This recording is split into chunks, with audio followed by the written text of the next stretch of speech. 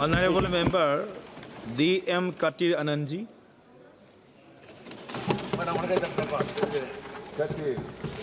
Vanakkam, Chairman Sir. As a representative of the Dravida Munnetra Kazhagam, a DMK party, I stand to address the first batch of supplementary demands for grants for the fiscal year 24-25. Sir, the supplementary demand the government seeks an approval for the additional expenditure to a tune of 87,000 crores, 87,762.56 crores. Of this, 44,142 the government is seeking the approval, and 43,618 crores the government is trying to manage by itself. Sir, if you see the demands, which are whatever they ask for, nearly 13,191 crores is asked for agriculture and farmers' welfare. 6,000 crores for fertilizers, 12,000 crores for telecommunication, 12,000 for defense, 3,000 for external affairs, police, home, 6,000 crores, and etc. Sir, I would not like to go into all the subjects, but I want to concentrate my area into agriculture. So the Ministry of Agriculture has two departments. One is agriculture, farmers' welfare, and another one is agriculture, research and education. Sir, if you look at the demands, the Department of Agriculture, Farmers' Welfare is responsible for implementing various schemes run by the Government of India. This includes a major scheme, PM Kisan, MISS, crop insurance, RKVY, and Krishnori Yojana, and etc. Out of this, the PM Kisan is more interesting. The BJP government once promised in 2016 to double the farmers' income by 2022. And that is the reason the PM Kisan scheme was launched in 2019. To enable the farmers to meet their agriculture and household needs, now the government is giving 6,000 rupees in 3 equal installments every year. Okay. But is it happening rightly? As per the findings of the Controller of Audit General, CAG report, the PM Kisan scheme has been mad in many areas. They say that approximately 35% of the applications were found to be ineligible for the scheme. In certain areas, the funds have been dispersed and the recovery is happening. 0.24% of the total funds are being collected, only 0.24. These discrepancies are major flaws in the scheme. PM Kisan cash benefits given in 3 separate installments aren't for all the farmers. Since they cover those with the land, that means that the scheme excludes the significant chunk, that is nearly 5.37 crores of landless families as estimated in 2011, or 2.4 crores of people with the leased land as estimated in 2019. So these people are being left out. The Standing Committee on Agriculture 2020 noted very clearly that the Kisan scheme cannot be effectively implemented because there are a lot of lacunas there. Non-availability of land records, non-transference of land to the heirs from the deceased landholders, community-owned lands in Northeast, incorrect bank details, and malfunctioning of Aadhaar connections. So the committee also observed benefits under such scheme are not available to tenant farmers because not all agricultures are landowners. As per the information provided by Unstarred question in this July 2024, no specific census or survey has been conducted to ascertain the number of landless farmers in the country.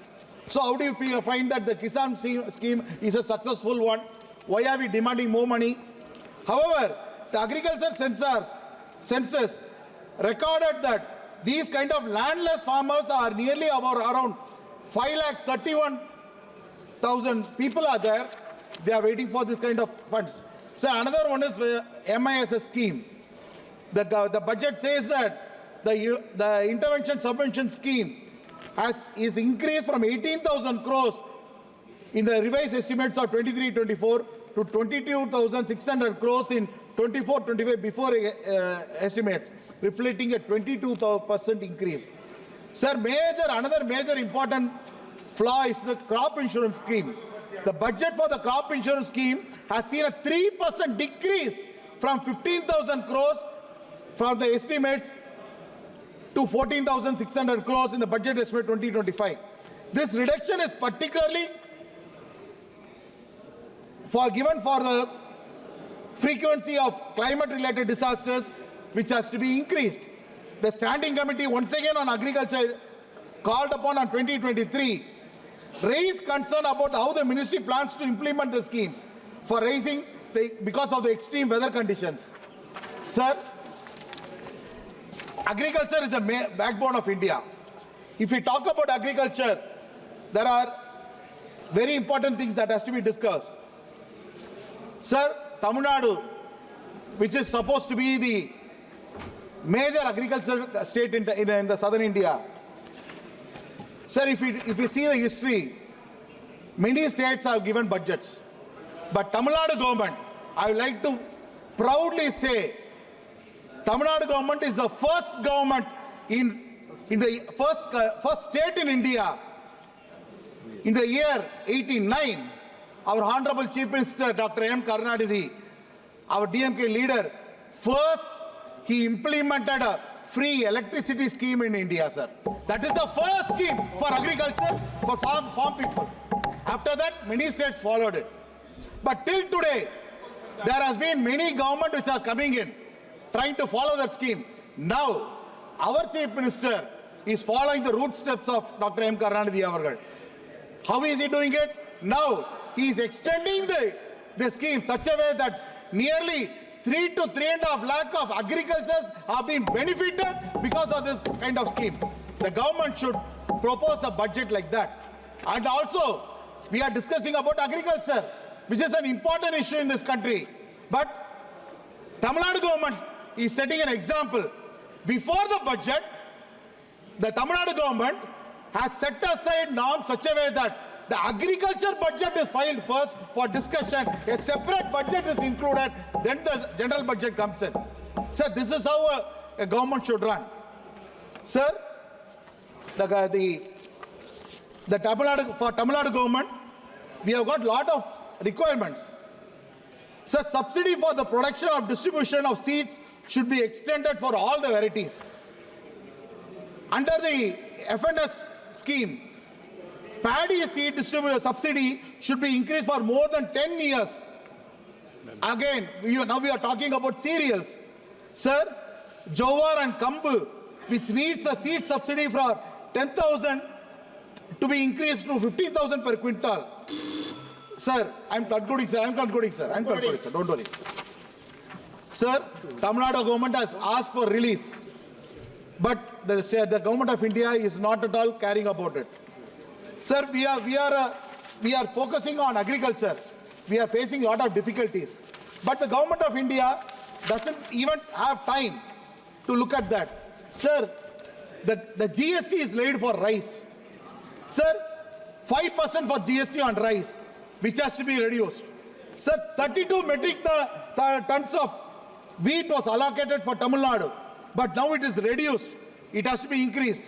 Sir, request the wheat allotment to be increased. Sir, kerosene distribution, which is a major issue in Tamil Nadu, it has been reduced. Sir, I am concluding, sir. 1 minute. Sir, we are people living in hilly area, they have to be benefited. Sir, and another important thing is that whenever any government comes to power, the major thing that they are talking about is for employment. But this government, after the government came in, I don't think that there is any improvement in the employment rate. Generation. And also, one example I want to quote, sir. Please give me a minute more, sir. One example I want to quote. Sir, I have been in this August House in the last session and I have been re-elected again. But I have been fighting from the day one for installation and opening of the Vellore airport. I fought in this house and the government gave money. The airport was implemented. I am concluding, sir. Sir, during the election last time, our Honorable Prime Minister visited Vellore. He landed in the same Vellore airport. He made his arrival there. He went into Vellore district and campaigned. But till today, the airport has not seen an opening ceremony at all, sir. We are waiting for that. Sir. Thank you. And also, Thank you, Honorable Member. money has been asked for defense. I'm concluding, sir. Madam Finance Minister, you are allocating a lot of money for the defense. We are happy about it. But one issue I want to bring to your notice. There are a lot of ex-servicemen in the country. They are all going for treatment to medical hospitals. But in many areas, private hospitals are not giving proper treatment at all. The families which have suffered in war and they lost their organs or hand or leg or handicapped still are facing a big difficulty. Even in Vellore, lot of private hospitals are ignoring the ex-military persons for medical assistance. Okay, thank you. Sir, Honorable Member M. Sir? Srinivasa. Sir, I'm concluding, sir. Last point, sir. No. Last point, I'm concluding, sir. 30 seconds, you complete, Sir. please. 30 seconds. This, sir, we are citizens of India.